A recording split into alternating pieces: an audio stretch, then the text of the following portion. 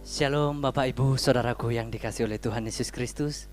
Kembali lagi pada malam hari yang indah ini kita memuji, menyembah Tuhan. Mari kita berikan sikap kita untuk datang kepada Tuhan. Kita berikan yang terbaik untuk Tuhan. Kita undang Roh Kudus hadir dalam hidup kita, karena Tuhan kita yang sudah menyelamatkan kita. Terima kasih Tuhan Yesus. Terima kasih Bapak. Terima kasih Bapak. Mari kita naikkan pujian Engkau yang lebih tahu.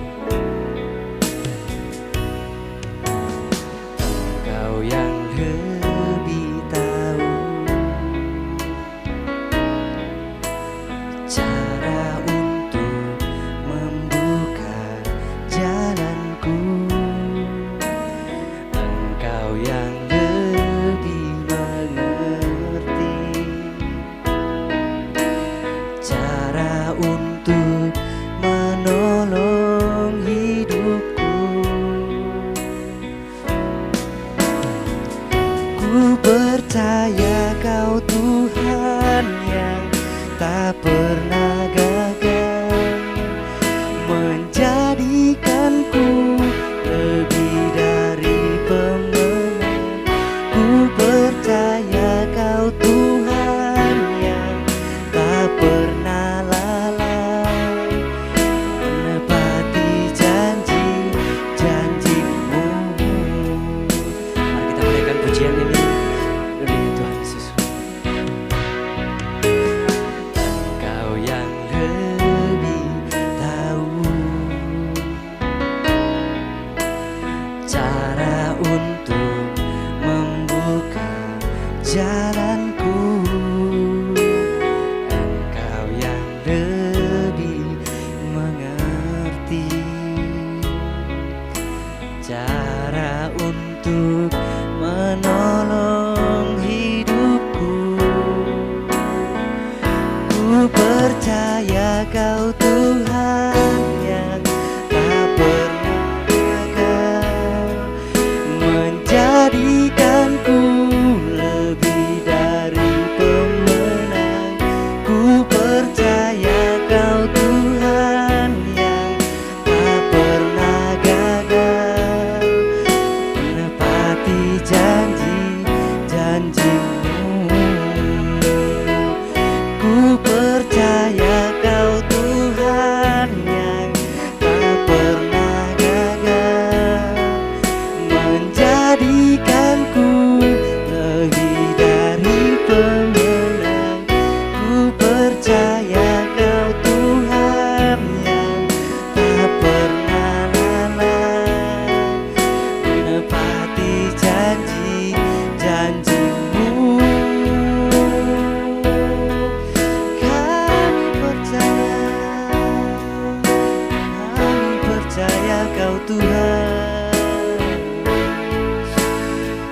Kami percaya Kau Tuhan. Kami percaya. Kami percaya Kau Tuhan. Haleluya. Haleluya. Haleluya. Terima kasih Tuhan. Kau sungguh baik Yesus. Kau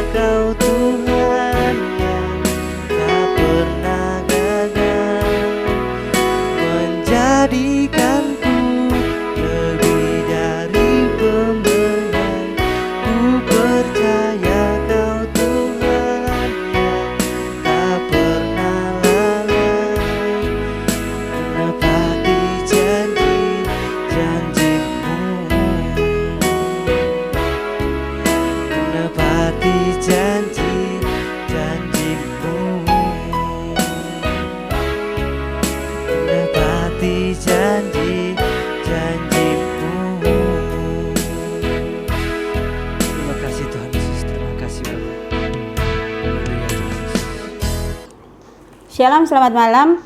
Selamat datang di ibadah kategorial pemahaman Alkitab KPPS Jemaat Sawahan Surabaya. Baik, sebelum kita mendengar kebenaran firman Tuhan pada malam hari ini, mari kita berdoa. Bapa di surga, kembali kami datang ke hadapan hadirat Tuhan. Sungguh kami bersyukur buat kesempatan yang Tuhan sediakan bagi kami untuk kami mendengar kebenaran firman Tuhan. Mari urapi setiap kami, urapi hati kami, dan urapi setiap kami yang melihat dan mendengar tayangan ini Tuhan. Biarlah kebenaran firman Tuhan yang ditaburkan dalam hati kami menjadikan benih yang subur untuk bertumbuh, menghasilkan buah, dan buah itu bagi kemuliaan nama Tuhan dan bisa dinikmati oleh banyak orang, dan nama Tuhan boleh dipermuliakan atas hidup kami. Terima kasih Tuhan, dalam nama Tuhan Yesus kami sambut firman-Mu. Haleluya, amin. Bapak Ibu Saudara sekalian yang dikasihi oleh Tuhan Yesus, malam hari ini kita akan belajar kebenaran firman Tuhan dengan sebuah tema Hidupku Rumah Allah, yang terambil di dalam 1 Korintus pasal yang ke-6 ayat 19 sampai yang ke-20. Demikian bunyi firman Tuhan. Atau tidak tahukah kamu bahwa tubuhmu adalah bait Roh Kudus yang diam di dalam kamu, Roh Kudus yang kamu peroleh dari Allah, dan bahwa kamu bukan milik kamu sendiri, sebab kamu telah dibeli dan harganya telah lunas dibayar. Karena itu, muliakanlah Allah dengan tubuhmu. Amin. Setiap orang tua pasti menginginkan anak-anaknya tumbuh sehat, dan oleh karena itu para orang tua akan sangat amat memperhatikan asupan makanan yang akan diberikan kepada anak-anaknya. Pasti makanan yang diberikan kepada mereka adalah makanan yang sehat, bergizi, dan baik. Semua bahan makanan baik adanya, tapi tidak semua dapat diberikan kepada anak-anaknya. Misalnya pada bayi yang belum bisa makan makanan keras, makanannya pasti adalah air susu ibu. Setelah 6 bulan kemudian akan diberikan makanan pendamping ASI. Itu pun bukan yang keras, tapi harus lembut. Semakin bertambah usia, asupan makanan pun disesuaikan.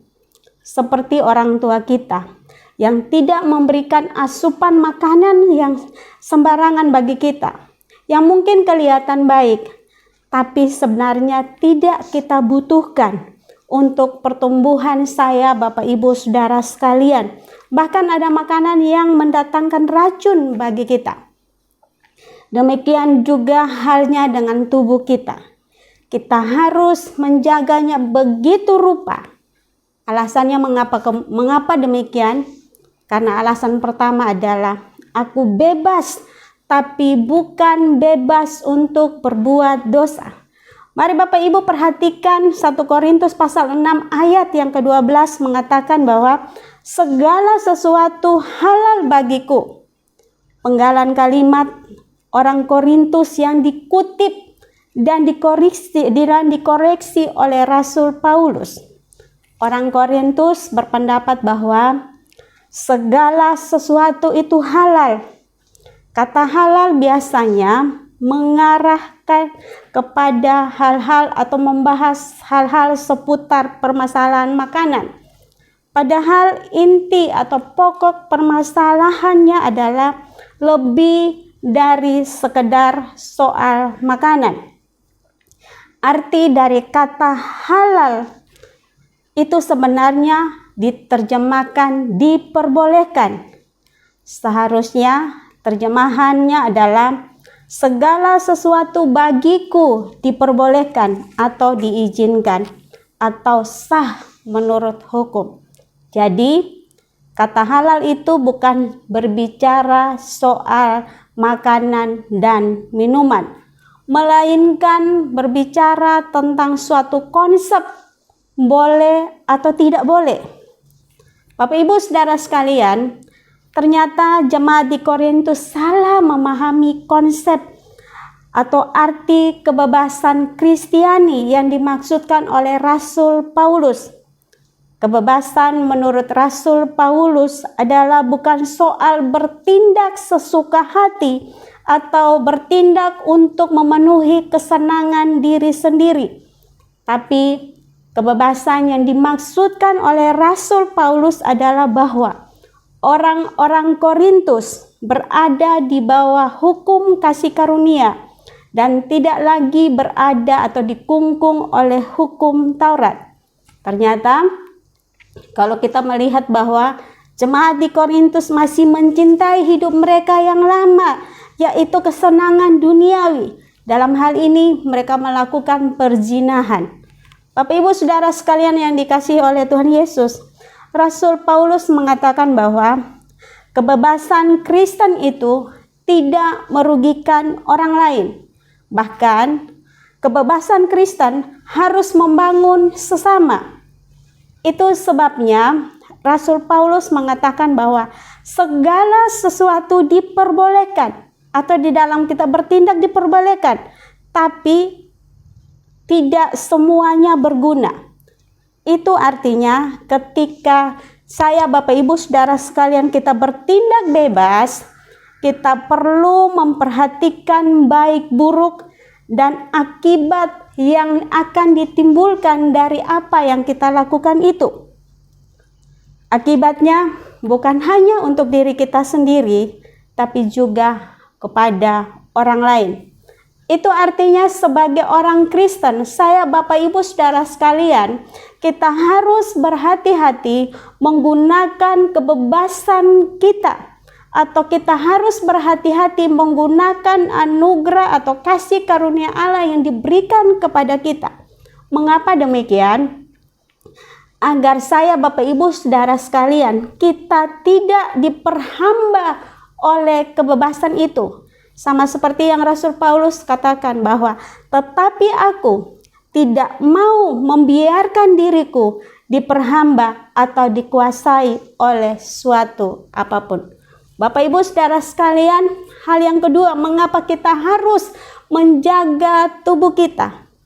Karena tubuh saya, Bapak Ibu Saudara sekalian, kita adalah milik kepunyaan Tuhan.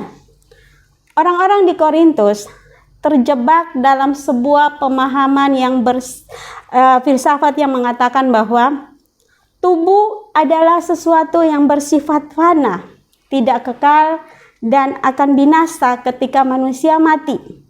Tubuh akan terpisah dari jiwa dan roh. Karena itu mereka bisa dengan seenaknya memuaskan tubuh mereka dengan melakukan dosa, melakukan perzinahan, melakukan percabulan. Dan mereka berkata bahwa tubuh nggak harus dijaga karena akan binasa. Karena itu mari puaskan dengan melakukan hal-hal yang bagi mereka itu menyenangkan tubuh mereka. Melakukan perjabulan, melakukan perzinahan, dan melakukan hal-hal yang merusak tubuh mereka.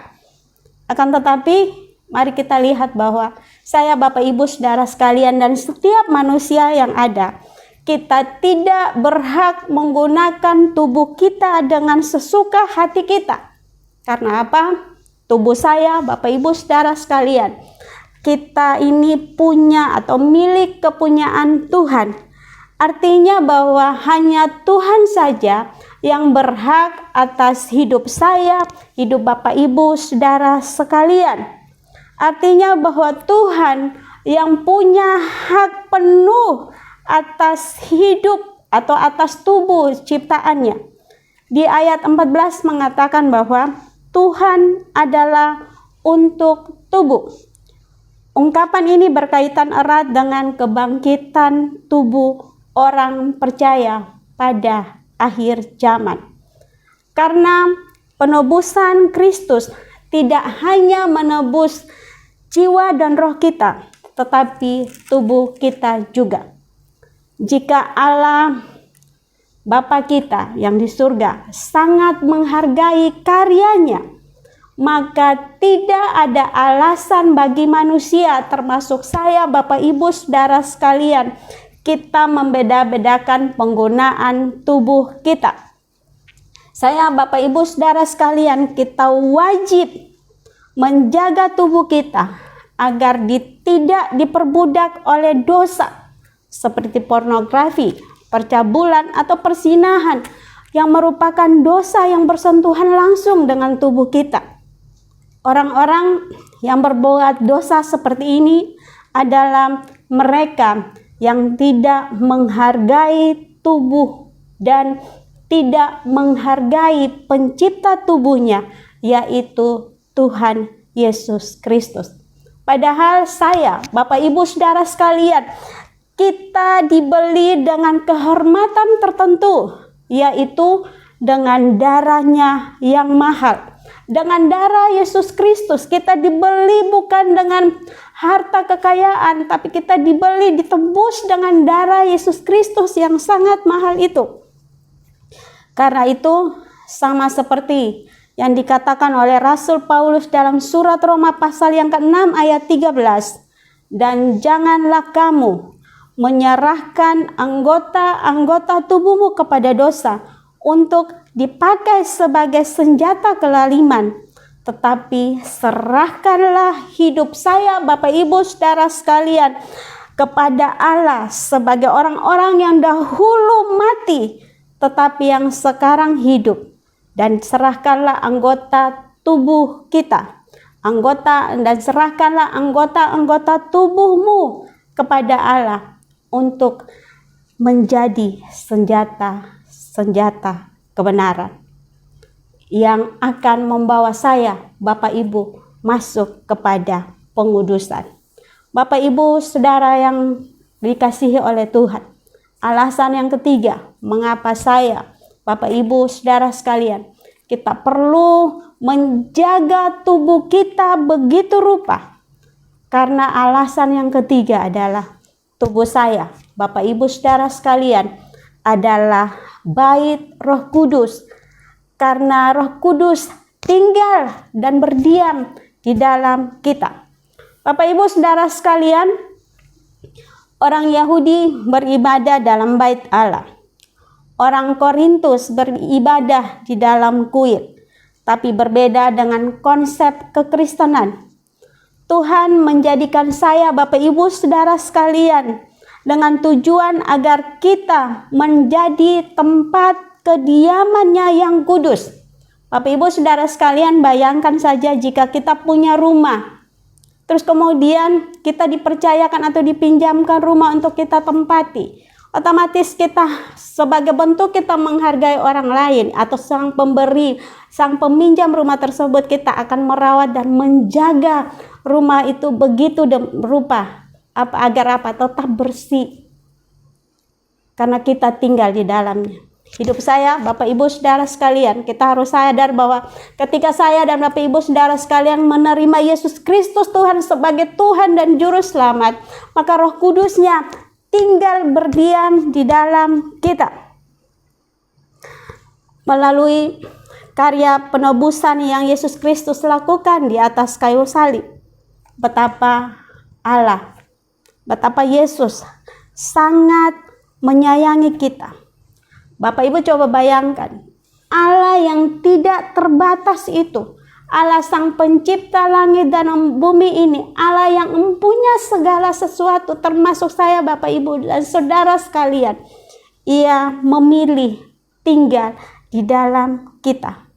Apakah pantas? Pertanyaannya, apakah pantas jika kita tidak menghargainya dengan menajiskan rumah tempat tinggalnya?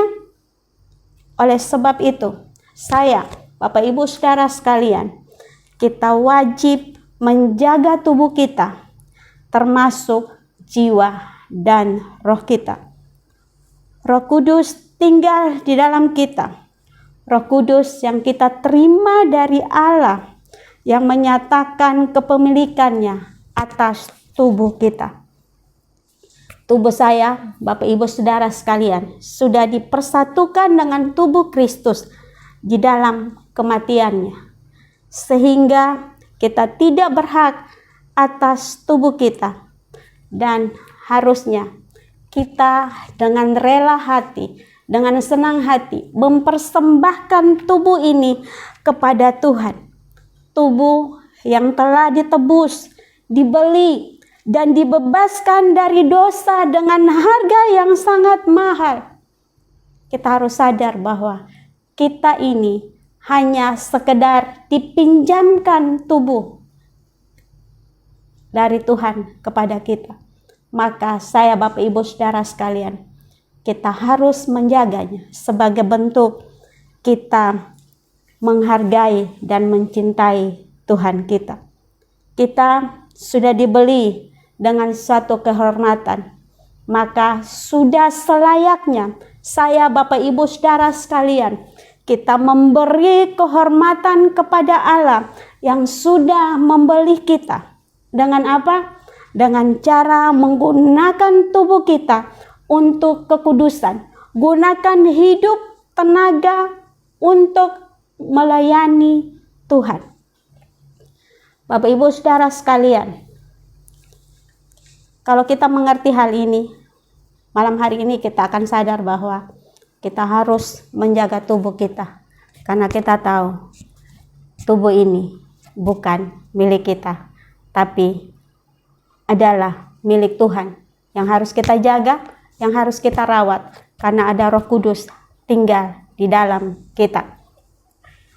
Menjaga kekudusan adalah cara untuk Tuhan berdiam di dalam setiap orang yang percaya kepadanya.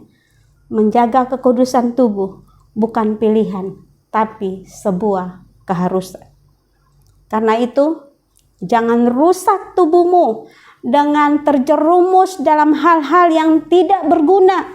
Karena tubuhmu dan tubuh saya bukan milik kita.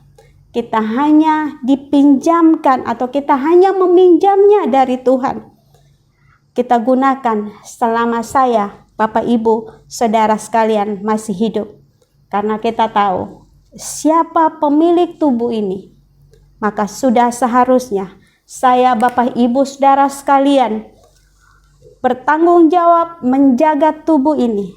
Selain dengan makan makanan rohani, makanan jasmani yang harus kita perhatikan, apa yang akan masuk dalam mulut kita dan masuk dalam perut kita. Dan juga kita harus menjaga asupan makanan rohani yang masuk dalam hati kita, agar kita terus-menerus diproses dalam pengudusan yang semakin hari semakin kita serupa dengan Tuhan. Kita bertanggung jawab dengan tubuh ini, yaitu hidup dalam kekudusan, sebagai tanda kita menghormati Tuhan. Jika Allah sedemikian menghargai tubuh kita, mengapa saya, Bapak Ibu Saudara sekalian, kita mau merusaknya? Percayalah bahwa orang yang menghargai tubuhnya adalah tempat kediaman Allah. Tentu ia tidak mempergunakan tubuhnya untuk melakukan hal-hal yang bertentangan dengan firman Allah, baik dalam pikiran, perkataan, maupun perbuatan. Dan tidak merusaknya dengan makan makanan yang merusak kesehatan dan tindakan yang melukai tubuhnya, apalagi melakukan kenajisan dan percabulan dengan tubuhnya. Karena kita tahu bahwa tubuh ini tempat Roh Kudus yang harus kita jaga, yang harus kita rawat sebagai bentuk kita mengasihi Tuhan. Sekian, Tuhan Yesus memberkati. Mari Bapak Ibu kita berdoa. Bapa di surga, kembali kami datang ke hadapan hadirat Tuhan. Kami bersyukur begitu baiknya Tuhan bagi hidup kami. Biar kami sadar melalui kebenaran firman-Mu, kami diingatkan bahwa tubuh kami adalah tempat tinggal Roh Kudus. Roh Kudus yang kami peroleh daripada Engkau sendiri ya Yesus Tuhan. Biarlah kami menjaga tubuh kami, agar kami tetap benar, tetap kudus di hadapan hadirat-Mu. Kami juga menjaga makanan yang masuk dalam mulut kami untuk menjaga kesehatan kami. Kami pergunakan tubuh kami untuk melayani Tuhan, baik pikiran, perkataan maupun perbuatan kami. Kami melayani Tuhan dengan itu. Kami hanya dipinjamkan tubuh ini dan kami pergunakan selama kami hidup. Ajar kami untuk bertanggung jawab, ajar kami untuk menghargai, karena Engkau begitu menghargai tubuh ciptaan-Mu. Maka ajar kami sebagai ciptaan menghargai apa yang sudah dikerjakan oleh pencipta kami. Terima kasih Tuhan Yesus, kami menyerahkan semua yang mengambil bagian dalam pelayanan malam hari ini. Engkau memberkati song leaders, pemain musik, dan semua yang mengambil bagian dalam pelayanan PA malam hari ini. Engkau memberkati, dan kami tahu bahwa jerih lelah kami di hadapan Tuhan itu tidak sia-sia. Terima kasih Tuhan, Engkau memberkati juga teman-teman, saudara-saudara kami, Bapak Ibu yang sudah menonton tayangan ini. Engkau memberkati kehidupan mereka, Engkau memberkati dan menjagai keluar masuk mereka. Kekuatan, penghiburan, kedamaian, penyertaan Tuhan terasa nyata dalam hidup mereka, dan mereka terus memandang kepada Engkau bahwa Engkau Allah yang memegang kendali atas segala sesuatu. Engkau Allah yang berdaulat penuh atas segala sesuatu. Dan biarlah kami tutup ibadah ini dengan berkat kasih karunia daripada Allah Bapa, kecintaan daripada Yesus Kristus Tuhan, dan pemeliharaan dari Roh Kudus yang menyertai kami mulai dari saat ini sampai Maranatha Tuhan Yesus datang kedua kali. Haleluya. Amin.